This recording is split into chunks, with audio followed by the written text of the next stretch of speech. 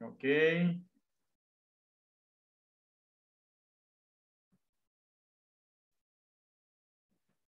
Então, estamos gravando. Ok, Ana Paula. Então, você me deu uma proposta muito boa, né? Eu sei que você, quando escolhe os temas, você escolhe pelas pessoas, né? Sabendo as necessidades. Brincadeira, brincadeira, brincadeira. Na verdade, não é você, é a própria espiritualidade. E a gente vai ouvindo muita palestra e durante todo o tempo que a gente se dedica aí à doutrina, a gente vai absorvendo aí o conhecimento de diversas pessoas. Então, muito do que a gente fala, às vezes eu falo algo e não lembro mais quem foi que falou. Foi Haroldo, foi Divaldo, né? Então, a gente praticamente assim, é um somatório de muitas informações, né? Então, Verinha, que sempre colabora aí, que nos traz algumas coisas bem importantes. Me deixou muita coisa marcada na nossa intimidade. E daí que a gente fala alguma coisa que às vezes a gente não lembra mais quem foi a pessoa que nos colocou aquela impressão. Então, e como a gente lê também, né, muita coisa, e a gente vai, às vezes, transmitindo conhecimentos que nós já assimilamos, né? E aí agora a gente repassa para as outras pessoas. Essa palestra, né, poderia dizer assim, ela vem basicamente do Evangelho segundo o Espiritismo, né? O capítulo 17, no item 4, né? É o capítulo de Sede Perfeitos, né? É um capítulo muito interessante e que ele traz algumas informações aí belíssimas, né? O capítulo todo, né? Mas a gente está pegando apenas o item 4. Embora eu vou me reportar um pouco ao item 3, né? Porque não tem como você falar do item 4 sem se reportar ao item 3. É o item terceiro. E depois a gente vai também utilizar aqui o livro Reforma Íntima, Reforma Íntima Sem Martírio, da Hermãs do Povo, né? Que é um livro também que vem nos trazer uma bagagem muito grande. É muito bom, né? Então, acho que vale a pena ler o livro inteiro, né? Acho que quem não leu, né, vale a pena ler. Eu acredito que aqui no grupo, acho que quase todo mundo já leu esse livro. Ou, pelo menos em quase todas as palestras que a gente sempre tem ouvido aí, a gente tem ouvido alguma coisa desse livro. Então, a gente vai pegar aí esse item dele lá, que é o, o capítulo 2 desse livro, que ele vem falar da ética da transformação. Essa transformação que se propõe aqui, como se fala, é a transformação moral, né? E, portanto, é importantíssimo que a gente compreenda a necessidade que temos. Se a gente pega, então, e recorre ao Evangelho, no Evangelho lá, a gente já vai, logo nesse item 4, ele vem nos falar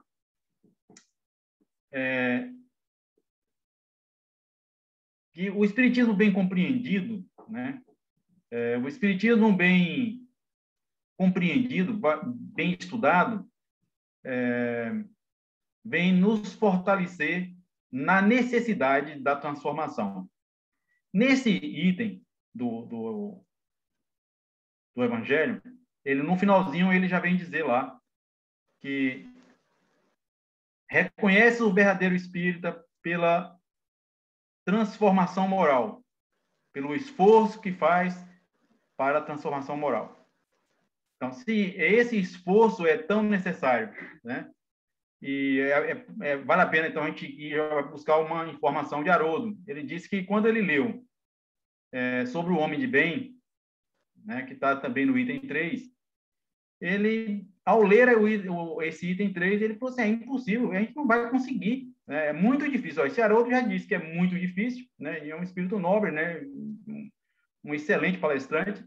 E como seria para a gente, né? Então seria realmente muito difícil. Mas quando a gente chega nesse item 4, aí a gente passa a ser mais complacente conosco mesmo. E aí a gente começa a perceber que, na verdade, nós não somos homem de bem, e nem vamos sair dessa vida ainda como homem de bem. Mas nós, no esforço que estivermos fazendo para sermos esse homem de bem, poderemos dizer que somos espíritas, que somos cristãos.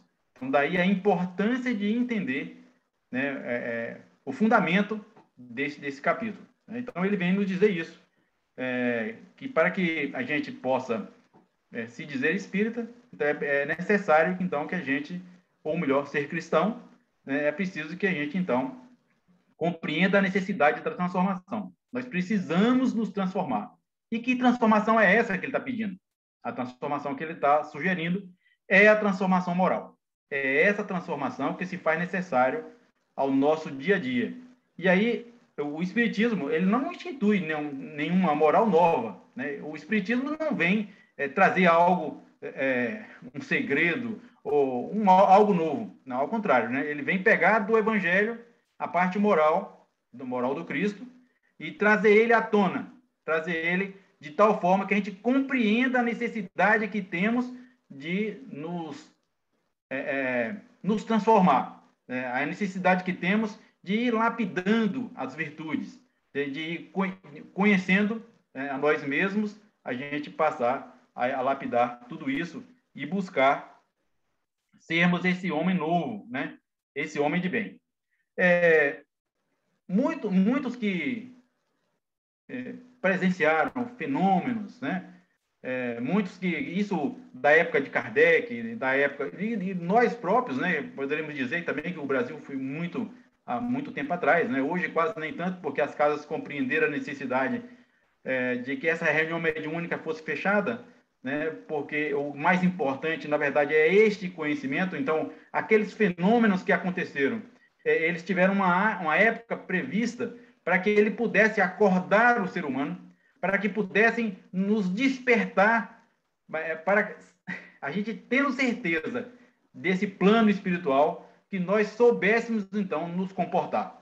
Então, daí a importância de que a doutrina espírita vem nos trazer todo esse calhamaço de informações para que a gente possa compreender que a vida não se resume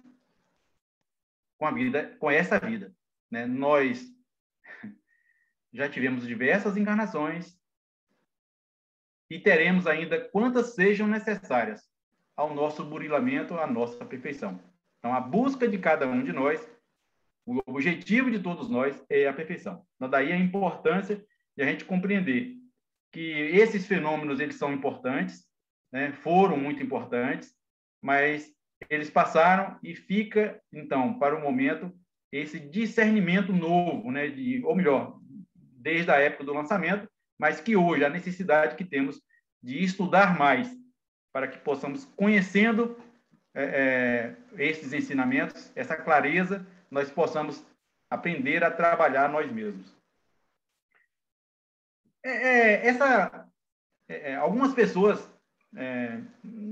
na própria doutrina espírita, né, a gente conhece diversas pessoas que adentram a doutrina espírita, têm conhecimento, mas não avançam, né?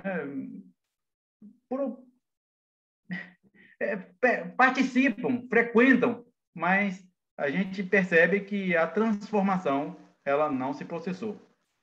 E o que é que nós poderíamos, então, atribuir essa questão? Então, é preciso, então, que a gente compreenda que cada um a seu tempo e, com certeza, essas definições acontecerão de acordo à maturidade. É preciso que a gente amadureça. E esses conhecimentos, eles possam aprofundar na nossa intimidade e nós percebermos que precisamos, então, buscar atender ao que se faz necessário para a nossa transformação.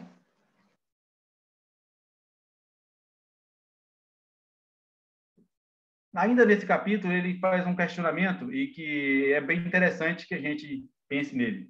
Será, então, necessário que, para compreender essa doutrina tão maravilhosa, é preciso que seja uma pessoa de uma inteligência incomum, né? É preciso que seja uma pessoa diferenciada, né? E a resposta é não. Né? Não é preciso que as pessoas sejam intelectualmente mais avançadas ou que sejam estudiosas. Não. É preciso que essas pessoas tenham um sentimento, né? Uma maturidade para que possa avançar.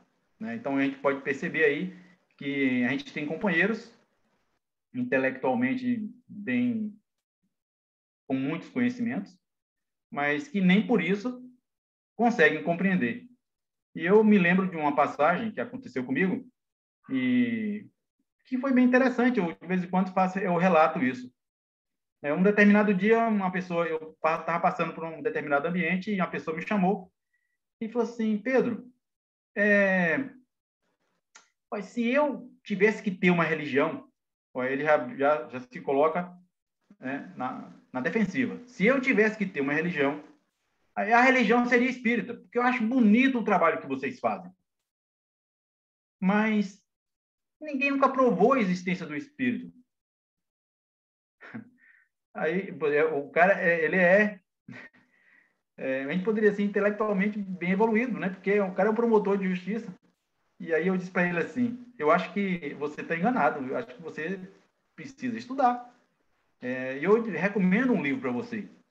Tem um livro do William Crookes, né? Não é um livro novo, é um livro antigo, é um livro lá da época de Kardec ainda, né?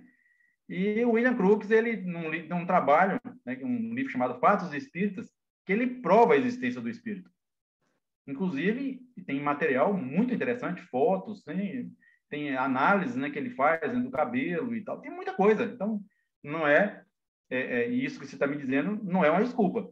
Né? Eu acho que é interessante o trabalho que a gente faz, o trabalho de caridade, de assistência social, é muito importante. Mas isso não é o principal. O principal é este conhecimento que deverá promover em cada um de nós essa transformação. E esse conhecimento diz que, como nós somos frutos de reencarnações, o que ficou para trás, né, foi promovendo o nosso caráter. O que somos hoje é o resultado das encarnações passadas. Mas a próxima encarnação será o resultado de todo esse arcabouço. Então, daí a importância de que a gente, compreendendo que somos o fruto de diversas encarnações e que o futuro que nos espera será o fruto dessa, é importante que a gente comece a trabalhar a nossa intimidade. Então, daí a importância dessa maturidade que ele vem nos propor. E alguns ainda presos à matéria, né? E eu poderia me dizer que eu tenho um termo que eu sempre uso, eu não sei quem é o autor disso, mas é muito importante a gente analisar por esse prisma, pensar como espírito. Né? Eu sempre uso isso porque nos livros que a gente lê, especialmente André Luiz, as revelações que André Luiz vem nos fazer são revelações muito profundas, né? E ele vem nos trazer um conhecimento do plano espiritual. E nesse conhecimento do plano espiritual,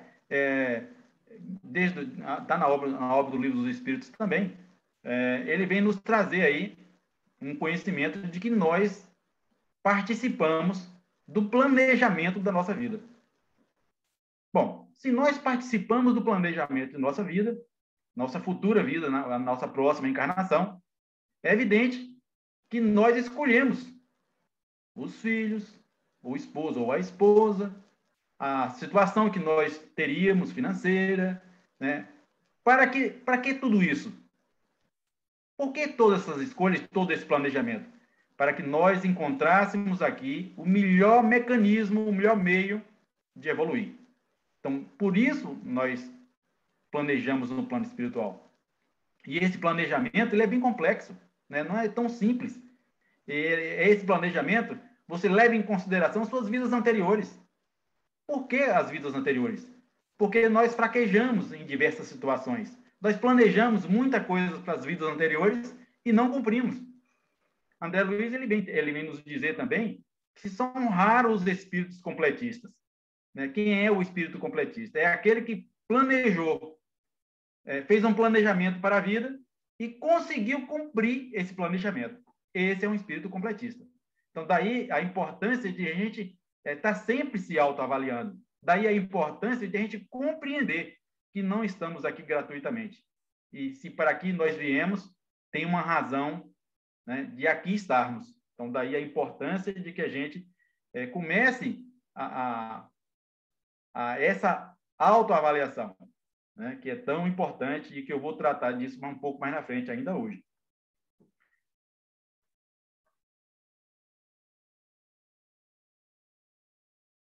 aquele que pode ser qualificado de espírita, um espírita sincero, verdadeiro, a gente poderíamos dizer que ele é uma pessoa que tem uma qualidade moral e é fácil você identificá-lo na nossa sociedade. É uma pessoa que tem um caráter ilibado e que ele consegue expressar isso. Porque, na verdade, embora todos nós vestimos sempre uma máscara, né? E para a sociedade, a gente é o que a gente gostaria de ser.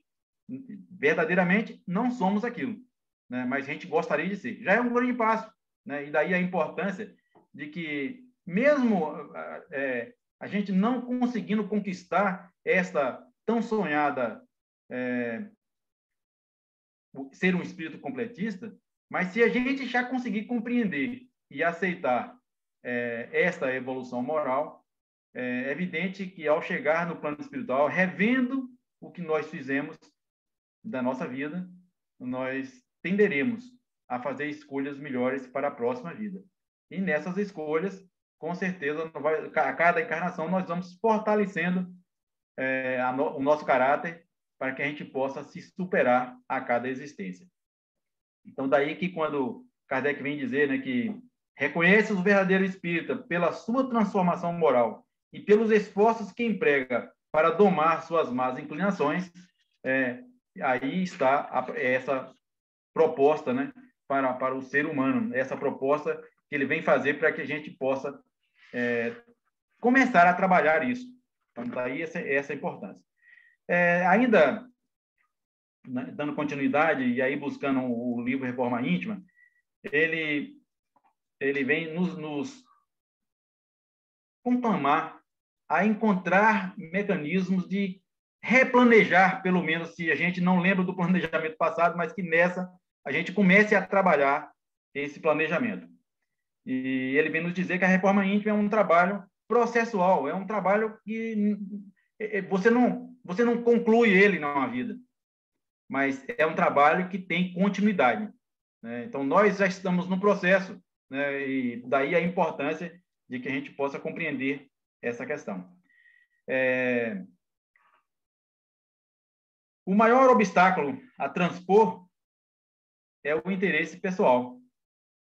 É o conjunto de viciações do ego repetido durante variadas existências corporais e que cristalizaram na mente nos domínios do nosso personalismo.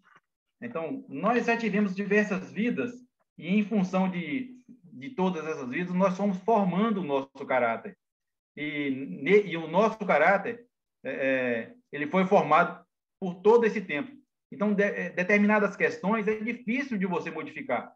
Então, não pense que nós vamos sair do primeiro degrau e dar um pulo para o 10º, para o 20º. Não vamos fazer isso. É degrau a degrau. Então, daí a importância de adquirirmos o hábito, né? E esse hábito de atender incondicionalmente às imposições dos desejos e aspirações pessoais, que nos levaram a essa escravização, da qual hoje a gente é tão preso à matéria que dificilmente a gente consegue pensar como espírito. E pensar como espírito é pensar num planejamento por muito tempo. É pensar num planejamento que possa promover essa transformação em cada um de nós. Por isso, eu perguntaria, quem somos nós? Porque se nós somos um processo de reencarnações, e é preciso a gente lembrar aí que Divaldo ele nos diz que ele estava num grupo seleto, eu também sempre falo isso, porque é uma palavra de Divaldo, nós que aqui estamos, ninguém tem menos de 700 encarnações. Então, imagine 700 encarnações, se nós somos o resultado disso, né? O que precisamos fazer para avançar com mais rapidez? Então, daí a importância de compreender. Esta vida não foi a primeira e não será a última. E não será a última. Nós teremos tantas quantas sejam necessárias a conquistar a perfeição. Essa perfeição ela não vem gratuitamente. De onde viemos? Né? De onde viemos? Nós somos frutos de diversas encarnações, repetindo, e estávamos no plano espiritual, e lá no plano espiritual trabalhamos, conquistamos méritos, e por isso aqui estamos, né? E, com certeza, temos muitos amigos aqui e deixamos muitos amigos lá. Tanto que temos um ainda que se comprometeu com cada um de nós para nos auxiliar, para nos trazer sempre boas intuições, para que a cada dia saibamos trilhar com segurança as propostas que nós lá criamos. Agora, por que o Brasil? Nós estamos no Brasil e é bom a gente se questionar isso. Por que nós hoje estamos no Brasil? Quem somos nós? Eu volto a repetir. Aí, uma das palestras que eu assisti essa semana, ele vem nos dizer que nós somos os endividados, né? Nós somos aqueles que falhamos em outros países, especialmente na Europa. Dizem que muitos de nós somos franceses, né? Ou melhor, fomos franceses. Então, na última encarnação, passamos pela França. E agora aqui estamos para refazer o caminho. E aí, quando a gente fica indignado com determinadas situações que vemos na política, né, na doutrina, né, a gente, às vezes, toma atitudes, né, que a gente para pensar e diz, meu Deus, isso não está certo. Então, é por isso que aqui estamos. Aqui, o Brasil já consegue ser o coração do mundo, o celeiro do mundo, mas foi designado para o país ser a pátria do Evangelho. E o que estamos fazendo por isso? Para ser a pátria do Evangelho, é preciso que cada um possa dar a sua contribuição, sendo exemplo. Daí a importância dessa palestra de hoje, que a gente vai chamar a cada um para identificar o seu objetivo. Como é que nós estamos? Porque o objetivo, nós já sabemos, é a busca da perfeição. E como estamos? Então, daí, a gente voltar a buscar nessa proposta nova, ou melhor, velha, né, já tem bastante tempo, se inserir nela. Negar a si mesmo ou desperdiçar-se, esvaziar-se de si, tirar a máscara, é o objetivo maior da renovação espiritual. Que máscara? Que máscara cada um de nós está usando? É nesse sentido que a gente vem buscar hoje, tentar aprofundar um pouco mais na nossa intimidade. O meio prático e eficaz de consegui-lo, conforme ensina os bons espíritos na codificação, é o conhecimento de si mesmo. Nós nos conhecemos? Eu lembro, há muito tempo atrás, nós fizemos 2 dinâmicas, essa palestra, na verdade, ela ficava muito bem num seminário. Eu, com certeza, lembro de 2 passagens do seminário que eu achei muito interessante. Uma delas, ele separa 2 pessoas que se conhecem, né? No meu caso, foi eu e Lúcia, né? E teve cada um lá com o seu par, né? E aí pediu para que um anotasse os defeitos do outro. Né? Então, você anota, eu anotava o defeito de Lúcia e ela anotava os meus. Né? E eu, mesmo assim, também as virtudes. Né? Então, é interessante, porque, às vezes, a gente não consegue se autoanalisar. Esse autoconhecimento, esse conhecimento de si mesmo, não é uma coisa tão simples de fazer. Mas é preciso que a gente possa ter coragem de se encarar. Aí, nesse seminário, teve uma outra proposta lá, uma outra dinâmica, que ele disse que a gente anotasse 5 virtudes que você achava que tinha. E depois você anotasse 5 defeitos. Então, as virtudes, quase todo mundo fez, anotou suas virtudes. Agora, os defeitos, tem dificuldade de anotar. Você tem dificuldade de colocar isso no papel. Então, daí que não é uma coisa tão simples, e a gente sabe disso. E pelo fato de não ser uma coisa tão simples, é importante que a gente comece a pensar melhor como fazer isso.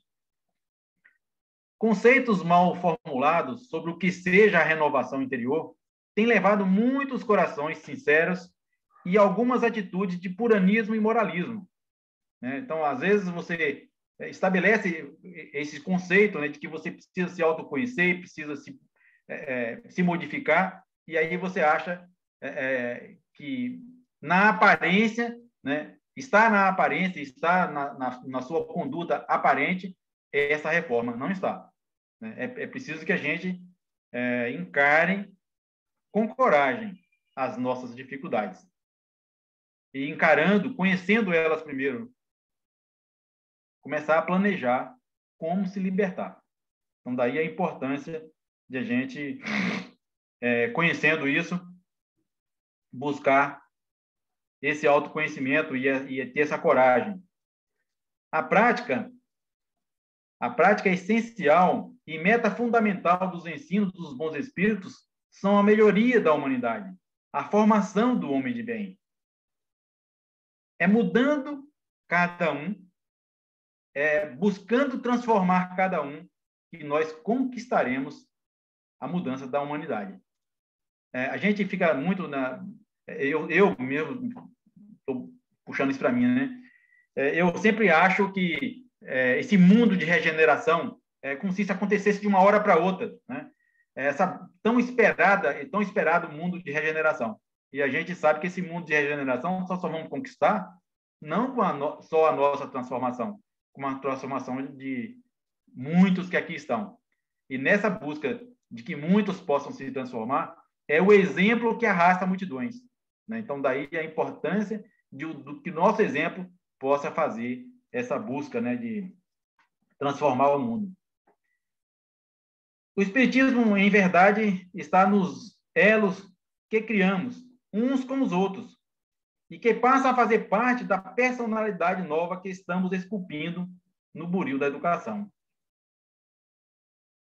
As práticas doutrinárias são recursos didáticos para o aprendizado do amor, finalidade maior de nossa causa.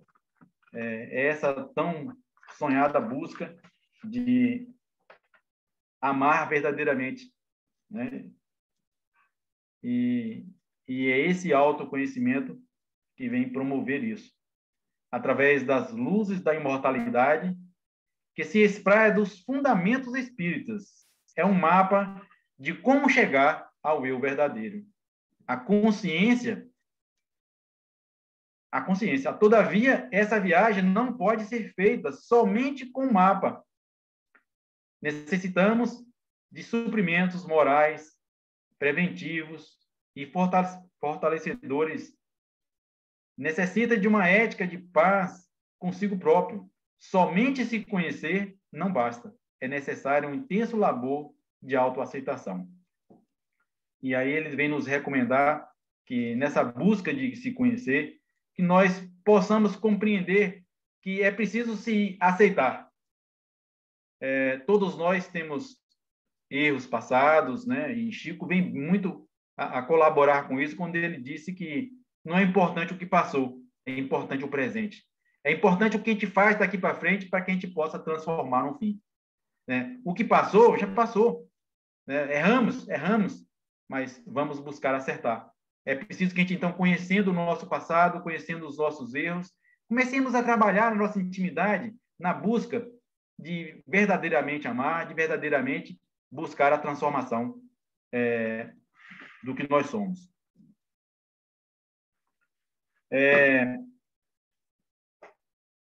Tomar posse da verdade sobre si mesmo é um ato muito doloroso para a maioria das criaturas.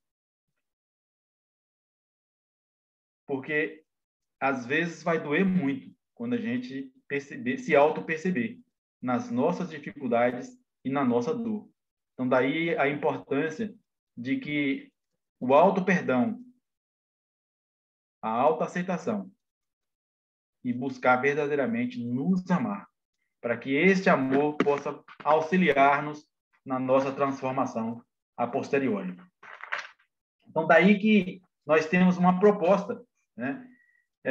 E a proposta, ela vem passo a passo, né, nos fazer buscar as linhas éticas do processo de autotransformação. E essas linhas éticas, a gente começa com a postura de aprendiz. A postura de aprendiz é aquele que está iniciando, é aquele que sabe que precisa estudar, sabe que precisa do auxílio de outras pessoas que já têm mais conhecimento, sabe que precisa de Deus. E que nessa busca jamais perdeu o viçoso interesse de buscar o novo, o desconhecido. Sempre há algo para aprender. Às vezes, a quem menos a gente esperamos, nos traz um grande ensinamento. Então, essa postura de aprendiz é um dos primeiros passos a ser observado.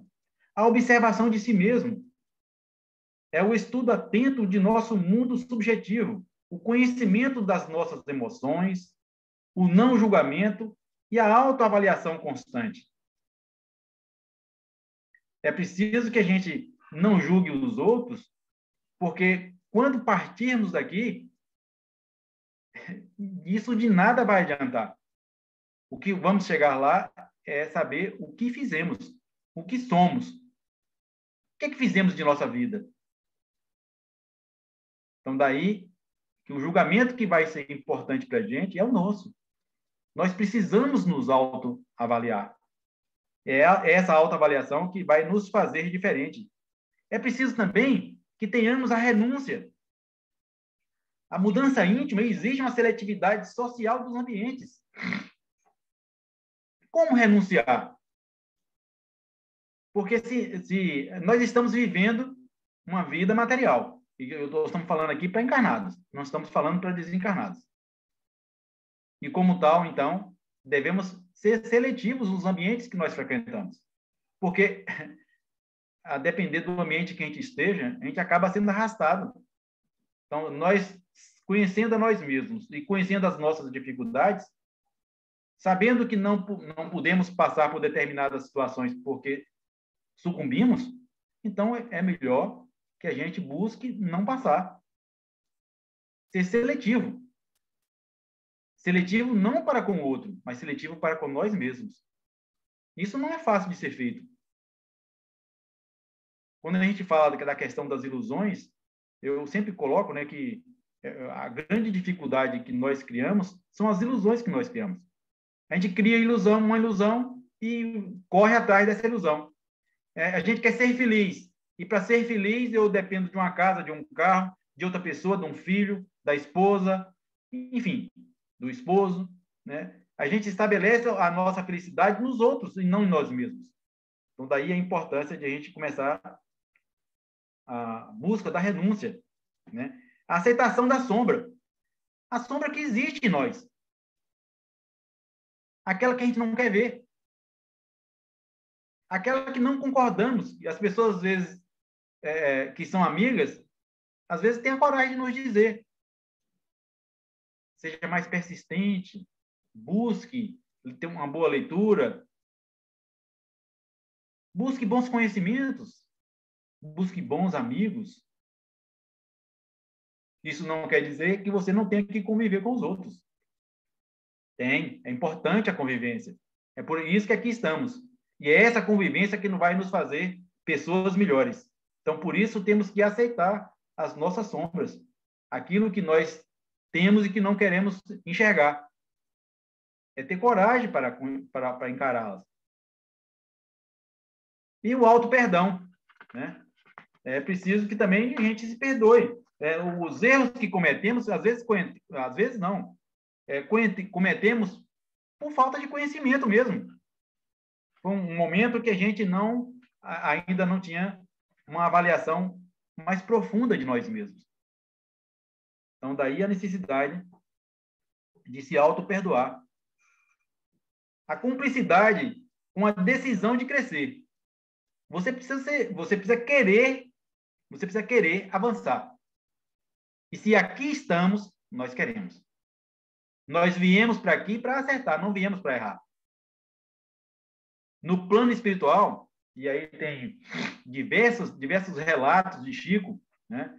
diversas histórias que a gente poderia contar, não vou contar porque não tem tempo, não dá para contar, mas diversos relatos de pessoas que estabeleceram, eu vou ter como filhos fulano e fulano e vou ajudar, né? E o outro vai nascer para me ajudar, outro vai estar, enfim, estabelecemos um planejamento e quando aqui chegamos, esquecemos de tudo isso. E às vezes abandonamos o planejamento. Aquele plano A já não existe. Aí agora já estamos no plano B. Então, daí a importância de que essas avaliações nos façam pessoas melhores. Somos egressos de experiências frustradas. As nossas vidas anteriores, tenho certeza, nós erramos muito, muito. Eu não sei se é verdadeiro, né? Mas às vezes determinados espíritos da mediúnica nos traz informações que a gente fica assim, eu prefiro não acreditar, né, que são verdadeiras, né? Mas o que fomos? Se nós hoje já temos o ímpeto, um ímpeto ainda agressivo, o que fomos para trás? Muito mais. É por isso que aqui estamos. E é preciso ser vigilante. É preciso que nós tenhamos essa vigília aguçada, sempre. Orai e vigiai. É essa a recomendação que sempre nos tem chegado, né? E essa vigilância é uma atitude de cuidar da vida mental, cuidar do hábito, da higiene, dos pensamentos, da meditação e do conhecimento de si mesmo. Tanto que tem uma recomendação, eu acho que é de Santo Agostinho, que ele diz que a cada dia, ao final de cada dia, faça uma reflexão. Avalie o que fizestes no dia, as relações que tivestes, e se puder consertar, conserte alguma coisa. Se não, estabeleça que você não vai errar no dia seguinte. Esse erro não cometerei. E isso é importante. E a oração. A oração é a terapia da mente. Quem lê os livros de André Luiz vai perceber que em toda incursão que eles são submetidos, eles são conclamados à oração, especialmente nas horas de dificuldade. E o que é a oração? Oração é uma conversa com Deus com sentimento. Oração não é recitar um Pai Nosso. Oração não é você apenas falar da boca para fora, sem um sentimento, né? Haroldo Dutra nos diz que Haroldo não, Chico nos diz que a oração de uma mãe arromba as portas do céu. Isso foi no momento lá que ele precisou, né? Que ele precisava, né? E a oração da mãe realmente salvou a vida da filha. Então a gente percebe e Haroldo nos diz que uma oração com sentimento, a resposta no imediato. Ó, ele está dizendo que a oração com sentimento, a resposta no imediato, precisa apenas ter ouvidos de ouvir. Faça a prece, peça e aguarde que a resposta é no imediato. Então, daí a importância de compreendermos por que aqui estamos. Ainda precisamos do amor incondicional, né? Esse amor incondicional é complicado, né? Amar um filho, né? Mas eu o amo, mas tenho que dar a ele o direito das decisões, do livre-arbítrio dele. As decisões são dele. Esse é um amor incondicional. Ele errou, mas eu continuarei o amando. Eu estou falando em relação ao filho, mas estenda isso a todos. Nós precisamos ter esse amor incondicional. Compreender que quando as pessoas erram por desconhecimento. Se retornar ao plano espiritual e rever o erro, estabelece um plano para consertá-lo. É assim. Primeiro é o arrependimento, depois a prática. A expiação e a prática. A prática da reparação. É assim. Ainda precisamos viver em sociedade. Precisamos da socialização. Os companheiros de jornada. que vão nos fortalecendo nas dificuldades, nos acertos. Precisamos estar sempre amparados uns pelos outros. Por isso a necessidade das entidades religiosas. E eu não estou me referindo aqui basicamente ao espiritismo, mas qualquer uma igreja, qualquer um templo, qualquer um ambiente onde existam pessoas, né, para que possam se socializar, para que um possa aconselhar o outro, para que possa ter esse amor incondicional, para que nós possamos ter essa convivência harmoniosa com todos. E, acima de tudo, a caridade. Mas que caridade? A caridade com amor. A caridade que fazemos por saber que cada um daqueles a quem nós, de alguma forma, estejamos ajudando é um irmão. E que, embora hoje ele esteja numa relação diferente, poderá amanhã ser o nosso pai, o nosso irmão, o nosso filho. As relações serão de acordo com as nossas necessidades. Daí a importância de compreender tudo isso que eu vou colocando para trás, né? E a caridade, ela vem concentrar tudo isso. Conviveremos bem com os outros na proporção em que estivermos convivendo bem para conosco.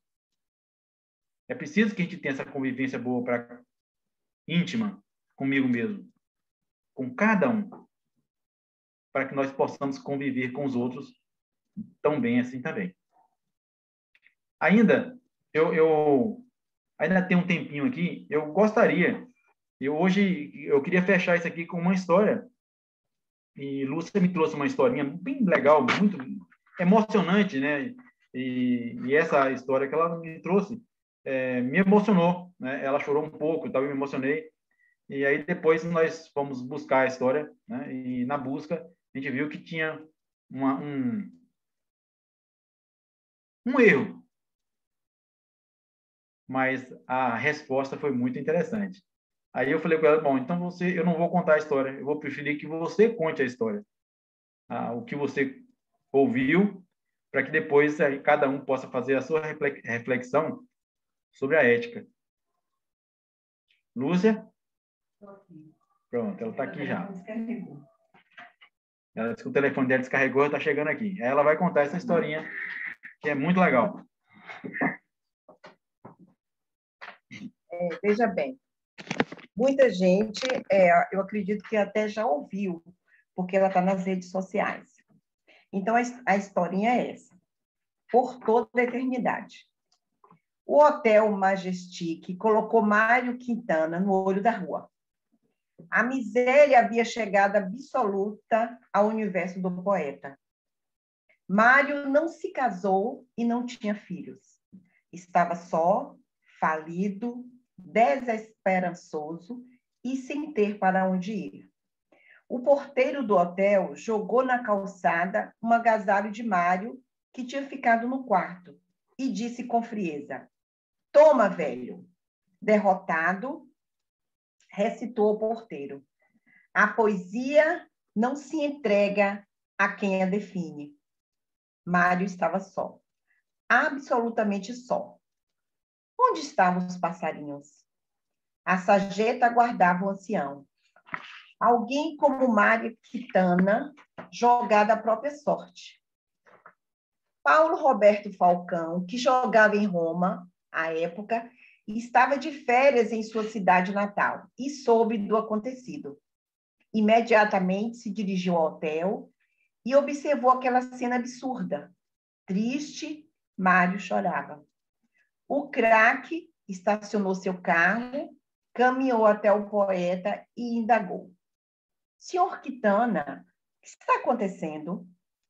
Mário ergueu os olhos e enxugou as lágrimas, daquelas que insistem em povoar os olhos dos poetas. E, reconhecendo o craque, lhe disse: "Quisera não fosse lágrimas. Quisera eu não fosse um poeta.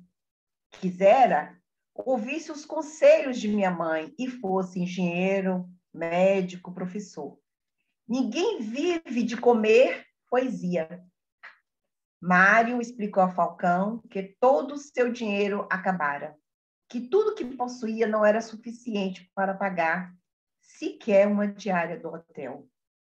Seus bens se resumiam apenas às malas depositadas na calçada.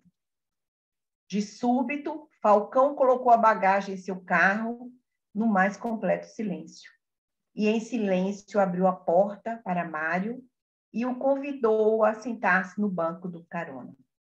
Manobrou e estacionou na garagem de um outro hotel, o Pomposo Royal. Isso existe, são verdade os dados, né? Desceu as malas, chamou o gerente e lhe disse: o senhor Quintana agora é meu hóspede. Por quanto tempo, senhor Falcão? Indagou o funcionário. O jogador observou o olhar tímido e surpreso do poeta. E, enquanto o abraçava, comovido, respondeu: por toda a eternidade. O Hotel Royal pertencia ao jogador e o poeta faleceu em 1994.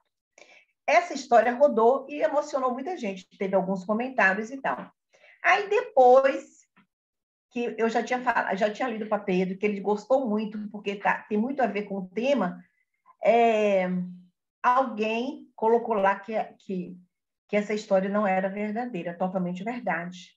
Alan Silva, se eu não me engano, que é do Rio Grande do Sul também, da mesma cidade do Falcão e do Mário Quintana, e ele contou a verdade, que ele realmente passou por uma situação financeira muito crítica, mas em nenhum momento ele foi despejado, as malas não foram jogadas ao chão e nem o funcionário jogou a blusa e falando com ele, toma velho. Realmente ele passou, ele morou em mais 2 hotéis, e aí, como o irmão de Falcão era muito amigo da sobrinha neta dele, aí falou que ele tinha sido operado e que ele estava passando por dificuldades financeiras.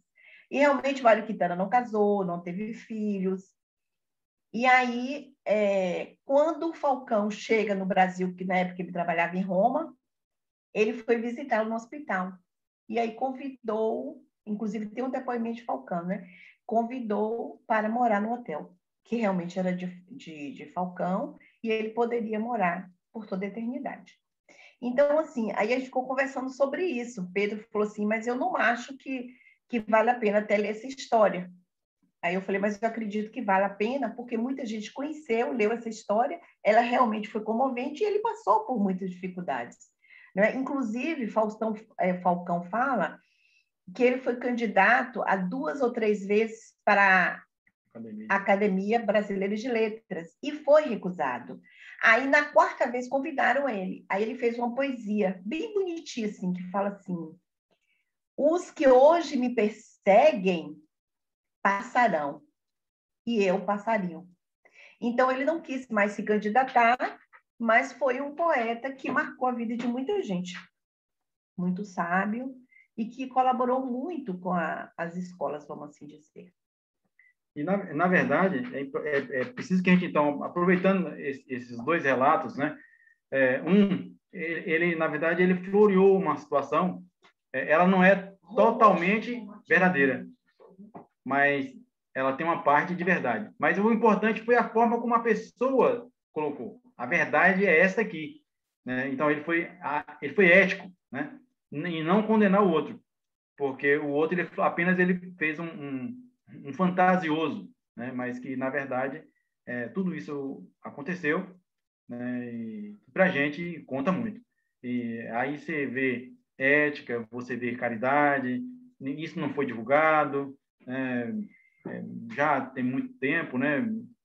Quantos casos a gente vem saber muito tempo depois da obra de caridade de alguém que, embora a nossa visão é uma, mas a verdade era outra. Então, daí que a gente não deve julgar ninguém. O julgamento não deve sair de cada um de nós, mas devemos buscar fazer o que é certo. E o que é certo é buscar a nossa transformação. Então, daí a gente fecha a noite agradecendo a todos a paciência E eu espero que eu tenha contribuído de alguma forma, né, para que cada um repense o que está fazendo de sua vida. Porque quando chegarmos ao plano espiritual, não nos questionarão qual foi a nossa religião, em que acreditávamos, nada disso. Vão questionar a gente o que fizemos de nossa vida. O que fizeste? Que avanço moral conquistaste? Que bagagem traz? E a nossa bagagem, com certeza, não é bagagem de poder, não é bagagem de dinheiro, não é bagagem de nacionalidade, é bagagem moral. Ok? Um grande beijo a todos e obrigado pela paciência comigo.